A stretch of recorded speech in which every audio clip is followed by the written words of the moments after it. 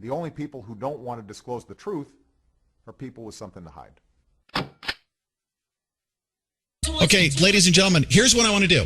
In the essence of time, I want to give my next guest the most amount of time possible speaking to you, our listenership, and get an update on the following. Now, I'm going to condense an introduction here at this point for a gentleman named Mike Zullo. He is the lead investigator for Sheriff Arpaio's cold case posse out of Arizona that has been charged with the task per, I guess, their residents. They came forward way back when, maybe a couple of years ago, and asked to look into President Barack Obama's eligibility. There were some questions as to his eligibility to be president of the United States. And since then, as you know, a lot of people have been demonized, called birthers, including myself.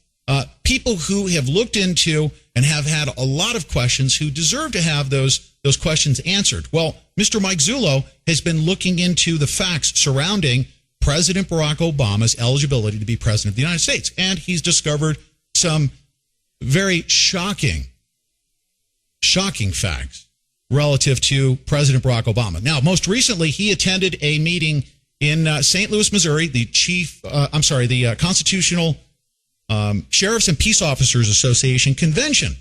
And he revealed to the general audience what has been taking place as to a media blackout of, I guess, suppressing the facts that he's been uncovering over the past couple of years. And in addition to that, he had a closed-door meeting with law enforcement personnel, disclosing even more information confidentially. And at this point in time, I'd like to bring Mr. Mike Zullo to the line. And if you don't know who he is, and this is the first time you're being introduced to him, I want you to pay very close attention because, ladies and gentlemen, what we're about to discuss here has everything to do with our nation's security, involving the President of the United States. And Mr. Mike Zullo and Sheriff Arpaio have been doing great work on behalf of the American public. Mike Zullo, welcome back to the Pete Santilli Show. Pete, how are you? I'm doing great. I know you've been a busy guy, and I really appreciate you taking the time out to inform our listeners of what you've come up with. You've been working on this case for, 18 months now, at least? We're going on 21 months. Oh, is it 21? Okay. Wow. 21 months. So at the beginning, Sheriff Arpaio was approached by residents within Maricopa County, and they had asked him, can you please look into these anomalies surrounding President Barack Obama's birth certificate or eligibility to be president of the United States? And that led you down a rabbit hole, correct? Yes, it did. It put us right into a vortex, actually. He commissioned us to look into the complaint. The complaint was that the citizens were concerned that the birth certificate presented by President Obama as to be his official birth document was, in fact, a forgery or a manipulated document. And they were concerned that their voting rights were going to be disenfranchised as a result because this was prior to the 2002 election. The 2012 election. Right. And we did. We took the challenge. Sheriff Arpaio, when he handed it to me, his words to me, he goes, Mike, look, I don't really think there's anything here because I don't really know anything about this. But look at it, clear the document. Let me clear the president, and let's move on from this because the country has bigger things to worry about. And it was a short time after that I had to make the uncomfortable phone call to the sheriff that we believed that this document had in fact been tampered with, and that started the investigation. And then from there, you went back and forth. Your investigation took you back and forth to Hawaii, and you have conducted pretty extensive interviews with people, and it has become something to where you've now discovered that the actual fraudulent document itself, and I heard recently, if you can just describe this, that it wasn't even a document. It was actually a fabrication in, I guess, the electronic sphere. Yeah, it's a document that resides in cyberspace. It is not a document. It never started out its life as a paper document. It is a 100% absolute forgery. It was created inside a computer with the intent to deceive the public in presenting what the public would believe to be an authentic document. And we know for a fact it was electronically created. It is a fabrication, and that is a violation of numerous laws, federal, state, and local. It was proffered by the White House and the president as being an authentic document, and it is not.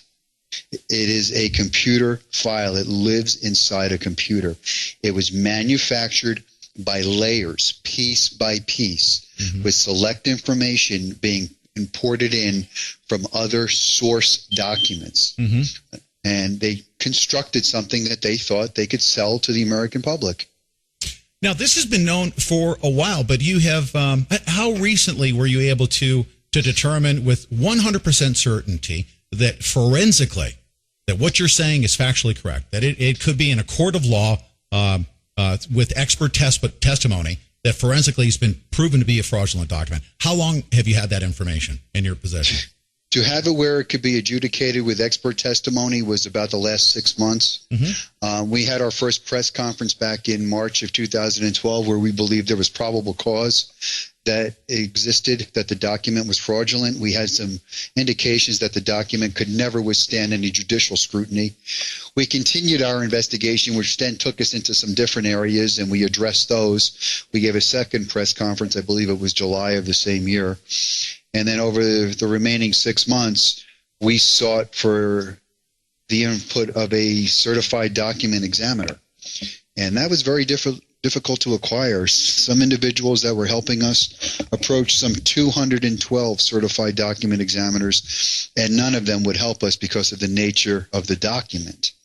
However, some of them did agree unofficially that the thing was as phony as a $3 bill, but they didn't want to get involved.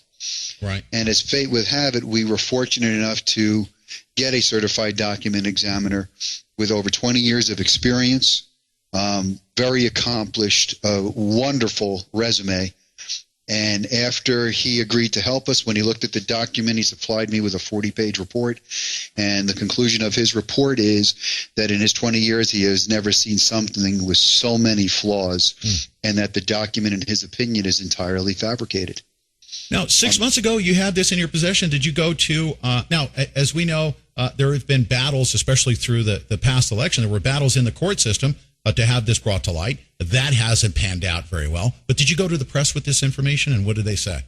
The press has blocked us out. The national media wants nothing to do with us. Local media wants nothing to do with us. As a matter of fact, when we did our first press conference, we know for a fact national media was watching it as it was being streamed, but nobody made an inquiry. Our local media took the typical Alinsky tactics, blacked us out, tried to ridicule us, brought up a computer doctor or something like that is one of these businesses out here, and they tried to proffer him as an expert, and he's a computer repair guy. He didn't know what he was talking about.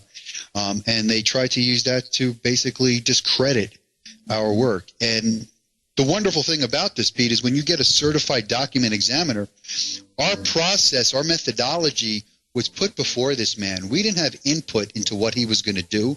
We didn't know what he was going to say.